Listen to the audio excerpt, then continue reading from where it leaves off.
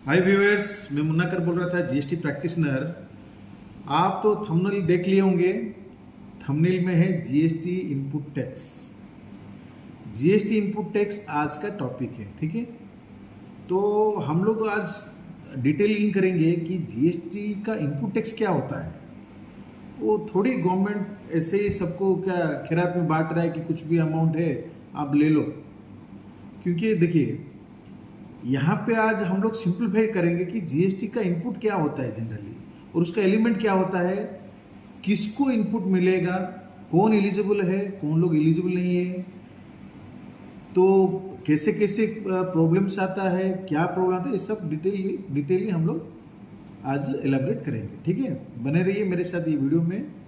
और रिक्वेस्ट है कि डोंट स्किप दिस वीडियो को स्किप मत करिए, पूरा वीडियो देखिए, तभी जाके आपको कुछ भी समझ में आएगा। और कुछ भी डाउट है रिलेटेड इनपुट टैक्स क्रेडिट, आप कमेंट बॉक्स में जरूर से पूछ सकते हैं, मैं जरूर से रिप्लाई करूंगा, ठीक है। चलते हैं, समझते हैं इनपुट टैक्स क्या है। इनपुट टैक्स क्रेडिट एक फंडामेंटल कॉन्सेप्ट है। परचेस के टाइम में पेमेंट करते हैं, जो वो परचेस के टाइम में जो पेमेंट करते हैं उसी को ही वो इनपुट में लेते हैं। मान लीजिए, एक सिंपल तरीके से बोलने से, अपना जो माने जीएसटी जो क्रेडिट होता है, वो जनरली कुछ क्रेडिट वेडिट कुछ नहीं था, पहले अपने को टैक्स भरना पड़ता है, और बाद में जो आपने को जो टैक्स कलेक्ट करके रखे हुए रहते हैं उसको हम लोग उसके साथ सेटअप करते हैं, बस सिंपल और कुछ नहीं। जैसे मान लीजिए हमको कोई सप्लाई किया है, तो सामने वाले को हम लोग क्या करते हैं, बिल में टैक्स पेमेंट कर देते हैं सामने से, और वही टैक्स को हम जो कलेक्ट करते हैं बिल में उसके साथ सेटअप करते हैं, और जो नेट अमाउंट रहता है उसको हम लोग पेमेंट करते हैं। जो एडवांस टैक्स पेमेंट करते हैं परचेज के साथ, परचेज वो गुड्स हो गया, नहीं तो सर्विस हो गया, कुछ भी हो गया, तो उसको जो हम लोग एडवांस जो पेमेंट करते हैं उसी को ही आईटीसी बोलते हैं, उसी को ही हम लोग इनपुट टैक्स क्रेडिट बोलते हैं, और कुछ नहीं। सिंपल है कि जो आईटीसी का जो कॉन्सेप्ट है, आईटीसी क्या है, सपोज मान लीजिए आप विद इन स्टेट में कुछ चीज परचेज किए, तो उसका जो इम्पैक्ट पड़ेगा, आपका जो सेल्स बिल रहेगा, आउटपुट माने आउटवर्ड रहेगा जितने भी, तो आउटवर्ड में जो आप इंट्रा स्टेट में जितने भी सेल्स करेंगे उसके साथ एडजस्ट करना पड़ेगा आपको। मान लीजिए आप क्या करेंगे, विद इन स्टेट में कुछ प्रोडक्ट परचेज किए और सेल कर दिए आउट ऑफ स्टेट का, इंटर स्टेट में कर दिए, तो वो जो आपका जो एसजीएसटी नहीं तो सीजीएसटी का सेटअप आईजीएसटी के साथ नहीं रहेगा। तो सिंपल है कि हम लोग जो परचेज करते हैं, परचेज में जो एडवांस टैक्स पेमेंट करते हैं, उसी एडवांस टैक्स को हम लोग आईटीसी ही बोलते हैं, और कुछ दूसरा नहीं है। मान लीजिए परचेज हो गया, नहीं तो सर्विस हो गया, कुछ भी अगर हम लोग लेते हैं, तो सिंपल पहला कॉन्सेप्ट हो गया कि इनपुट टैक्स का जो फंडामेंटल है वो क्या होता है। इनपुट टैक्स का फंडामेंटल सिंपल होता है, जो जितने भी हम लोग एडवांस टैक्स पेमेंट करते हैं थ्रू परचेज, वो मटेरियल हो गया, वो सर्विस हो गया, कुछ भी हो गया, उसी को ही हम लोग इनपुट टैक्स बोलते हैं। कुछ दूसरा कुछ हम लोग को कोई माने जैसे बोलते हैं ना, कुछ बाहर से कुछ नहीं मिलता, जो हम लोग पेमेंट करते हैं उसी को ही हम लोग अपना आउटवर्ड माने सप्लाई में एडजस्ट करते हैं, उसी को ही आईटीसी बोलते हैं, ठीक है। और अभी मैं वही बोला कि उसका जो मैंने कॉन्सेप्ट तो अभी क्लियर हो गया कि मैंने आईटीसी का कॉन्सेप्ट क्या है, एलिजिबिलिटी कौन है। अभी सभी तो डीलर नहीं होता है, जैसे मान लीजिए कॉम्पोजिशन हो गया, वो तो नहीं है, ओनली रेगुलर जो है, नहीं तो आपका ई कॉमर्स है, ये सब जितने भी रेगुलर रिलेटेड मैंने ये जीएसटी रजिस्ट्रेशन किए हैं वो लोग ही आईटीसी का एलिजिबिलिटी है। अदर देन जो कॉम्पोजिशन है, वो कॉम्पोजिशन डीलर अपना आईटीसी के मैंने एलिजिबिलिटी कैटेगरी में नहीं आएगा, समझ गए। तो एलिजिबिलिटी है जो डीलर जीएसटी का रजिस्ट्रेशन लिया होगा एज ए रेगुलर, जो कि गुड्स का मैंने गुड्स और सर्विस दोनों का अवेल भी कर रहा होगा, नहीं तो इन और आउट दोनों। सिंपल तरीके से बोलने से बिजनेस कुछ भी, आइदर आप प्रोफेशनली प्रोफेशनली बिजनेस कर रहे हैं, नहीं तो आप कुछ भी गुड्स सेल कर रहे हैं, कुछ भी, तो आप आईटीसी का एलिजिबिलिटी है। और मैंने कौन कौन सा सेक्टर में हम लोग ये सब ले सकते हैं, सर्विस भी हो सकता है, गुड्स भी हो सकता है, ठीक है। और कब हम लोग का जो इनपुट टैक्स क्रेडिट जो है ब्लॉक कैसे कर सकते हैं, ब्लॉक क्रेडिट कैसे होता है। ब्लॉक क्रेडिट बोलने से सपोज बड़ा बड़ा गाड़ी हो गया, कंटेनर हो गया, उसमें तो जीएसटी रहता है, तो उसको क्या आप सब में क्या इनपुट ले लेंगे क्या, नहीं। जितने भी कॉमर्शियल व्हीकल है ना, जो बिजनेस पर्पज के लिए यूज होता है, उसी का ही हम लोग आईटीसी ले सकते हैं। और पर्सनल पर्पज के लिए जितने भी हम लोग सपोज व्हीकल कार ले लिए, वो उसको हम लोग पर्सनली यूज कर रहे हैं, पर्सनल माने वाइट बोर्ड के लिए, तो वो एलिजिबिलिटी नहीं होगा। ओनली येलो बोर्ड रहता है और उसमें भी कुछ स्पेसिफिकेशन रहता है। ऐसे नहीं कि एरोप्लेन और हेलीकॉप्टर आप कुछ खरीद लिए, उसको आईटीसी आप क्लेम करने जाएंगे, थोड़ी मिलेगा, नहीं मिलेगा।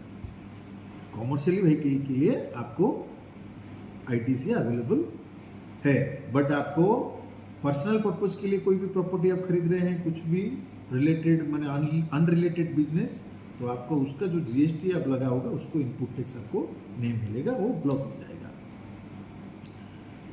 और मैं क्या बोला, जैसे आपको सीजीएसटी हो गया, अपना 3 कंपोनेंट हो गया, ठीक है, आईजीएसटी, सीजीएसटी, एसजीएसटी। ये जो तीनों कंपोनेंट है, उसका जो सेटअप जब होगा ना, वो तीनों कंपोनेंट के अगेंस्ट में ही होगा। आईजीएसटी का अगर इनपुट टैक्स आपके पास है, तो आईजीएसटी, सीजीएसटी, एसजीएसटी हो गया। मान लीजिए सीजीएसटी का है, तो आईजीएसटी के साथ सेटअप होगा और सीजीएसटी के साथ सेटअप होगा। अगर एसजीएसटी का है, तो आईजीएसटी और एसजीएसटी होगा, ठीक है। तो आईजीएसटी का जो सेटअप है, वो सभी के साथ हो सकता है, बट दूसरा 2 जो कंपोनेंट है, वो रेस्पेक्टेड कंपोनेंट के साथ ही एडजस्ट होगा। जीएसटी अपील करने का टाइम पीरियड 1 ईयर का रहता है, रेस्पेक्टेड ईयर 1 ईयर। सपोज आज का आपका बिल है, आप 1 साल के अंदर, फाइनेंशियल 1 साल के अंदर आपको आईटीसी यूज करना पड़ेगा। नहीं तो एनुअल रिटर्न जब फाइल करते हैं ना, बिफोर एनुअल रिटर्न आपको आईटीसी क्लेम करना पड़ेगा, नहीं तो आपको आईटीसी लैप्स हो जाएगा। फिर से रिपीट करता हूं, मोस्ट इंपोर्टेंट टॉपिक है आज का आईटीसी का, जो जीएसटी आईटीसी का जो पीरियड ऑफ जो रहता है, अवेलिंग पीरियड, वो कितना, 1 साल का रहता है, 1 ईयर का, और जो विद इन फाइनेंशियल ईयर रहता है। जब तक आप एनुअल रिटर्न फाइल नहीं करेंगे, तब तक आपका आईटीसी लाइव रहता है, उसके बाद आपको वो लैप्स हो जाएगा। कभी भी जीएसटी ऑडिट में आएगा ना, वो लोग जिस प्लस माइनस करते हुए जब पकड़ा जाएगा, फिर आपको कुछ भी अगर मैंने विद इन 1 ईयर में अगर आप आईटीसी क्लेम नहीं किए, फिर ऑडिट के टाइम में आपको रिवर्सल एंट्री करना पड़ेगा, और मैंने इंटरेस्ट पेनल्टी के साथ आपको पेमेंट करना पड़ेगा। तो ध्यान में रहिए, जितने भी अपना मैंने जीएसटी का जो इनपुट टैक्स है, ट्राई करिए विद इन द फाइनेंशियल में फिनिश हो, नहीं तो एनुअल रिटर्न जब भी फाइल करते हैं, उसके पहले अपने को यूज करना है। रिवर्सल कब होता है, सपोज मान लीजिए आपको कोई सप्लायर मटेरियल सप्लाई किया, और उसका क्या किया, वो टैक्स पेमेंट नहीं किया, उसका जो टाइम फ्रेम रहता है 180 दिन का रहता है। अगर 180 दिन के अंदर वो टैक्स पेमेंट नहीं करता है, वो टैक्स जो आपसे कलेक्ट किया है, तब भी वो आपका आईटीसी रिवर्सल हो जाएगा। समझ में आया? फिर से बोल रहा हूं, मोस्ट इंपोर्टेंट टॉपिक है ये। आईटीसी जो है, सपोज कोई सप्लायर आपको जो बिल दिया है, उसमें जो टैक्स रहता है ना, वो टैक्स का पेमेंट अगर वो आपसे कलेक्ट करके 180 डेज के अंदर वो पेमेंट नहीं करता है डिपार्टमेंट को, तब पर भी वो आईटीसी आपका रिवर्सल हो जाएगा। जब आप सपोज आप बोलेंगे मेरे पास बिल है, आप क्लेम कर लिए, बाद में जब स्क्रूटनी आया तब देखा कि वो तो सामने वाला पेमेंट ही नहीं किया है, तो जितने भी आप आईटीसी किए होंगे उस सबको रिवर्स करना पड़ेगा विथ इंटरेस्ट और पेनल्टी। ठीक है, ध्यान से दीजिए जरूर, ये सब बहुत ही इंपॉर्टेंट टॉपिक्स है। आईटीसी मैचिंग कैसे करेंगे?